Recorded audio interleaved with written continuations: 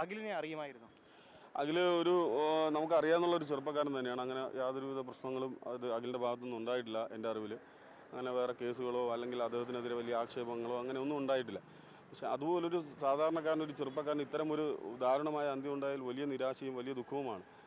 എങ്ങനെയാണ് നമ്മുടെ നാട് മുമ്പോട്ട് പോകുന്നത്? നമുക്കിപ്പോൾ എനിക്ക് പോലും ഒരു സുരക്ഷ ഫീൽ ചെയ്യുന്നില്ല. ഒരു ഒരു കൊലപാതക കേസിലെ പ്രതികൾ വീണ്ടും ജാമ്യത്തിൽ ഇറങ്ങി വീണ്ടും നിരന്തരം കൊലപാതകം നടക്കുന്നത് കേരളത്തിലാണ്, തിരുവനന്തപുരത്തിലാണ്, ഇവിടെയാണ് എന്നുള്ളത് വലിയ ആശങ്ക ഉണ്ടാക്കുന്നു.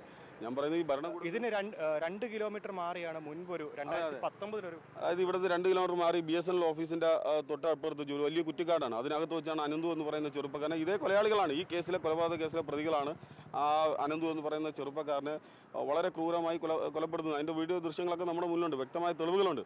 അന്നൊന്നും അവരെ ആ നിയമത്തിൻ്റെ മുന്നിൽ കൃത്യമായി കൊണ്ടുവന്ന് ആ നടപടികൾ വേഗത്തിലാക്കി, കോടതി നടപടികളും പ്രോസിക്യൂഷനും വേഗത്തിലാക്കി ശിക്ഷ വാങ്ങിച്ചു കൊടുത്തിരുന്നുവെങ്കിൽ ഈ ചെറുപ്പക്കാരൻ്റെ ജീവൻ പോകുമായിരുന്നില്ല. അന്ന് അനന്തുവിനെ കൊല്ലുമ്പോൾ ആ ചെറുപ്പക്കാരൻ മറ്റൊരു കൊലപാതക കേസിലെ പ്രതിയും കൂടെയാണ്.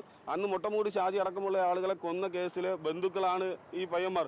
നിരന്തരം കൊലപാതകങ്ങളും നിരന്തരം കുറ്റകൃത്യങ്ങളും ലഹരി കച്ചവടം നടത്തുന്ന ഈ നാടിനെ സംബന്ധിച്ചിടത്തോളം വലിയ ബാധ്യത എന്ന രീതിയിലുള്ള ചെറുപ്പക്കാരാണ്. അവരെ ഇങ്ങനെ തുറന്നു വിട്ടിരിക്കുന്നത് ഭരണകൂടത്തിൻ്റെയും പോലീസിൻ്റെയും വലിയ വീഴ്ചയാണ്. പോലീസിന് എന്താണ് പണി? ഇവിടുത്തെ സാധാരണ ഒരു ഹെൽമെറ്റ് വെച്ച് പോകുന്നവരെ പിടിക്കാൻ കാണിക്കുന്ന ആവേശമൊന്നും ഇതുപോലുള്ള കൊലയാളികളെ പിടിക്കാൻ കാണിക്കുന്നില്ലല്ലോ. ആ വലിയ ആത്മരോഷം ഈ നാട്ടുകാർക്കുണ്ട്. പോലീസ് എന്താണ് ചെയ്യുന്നത് എന്നുള്ള വലിയ ചോദ്യം ജനങ്ങളുടെ ഭാഗത്തുനിന്ന് ഉണ്ടാകുന്നുണ്ട്.